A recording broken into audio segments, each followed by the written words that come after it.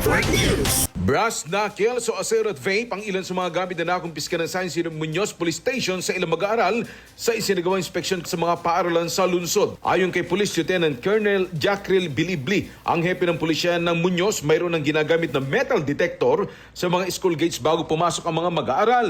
Pinaubayan na rin ng pulisya sa guidance counselor ang paraan ng pagdidisiplina sa mga mahuhuling bata.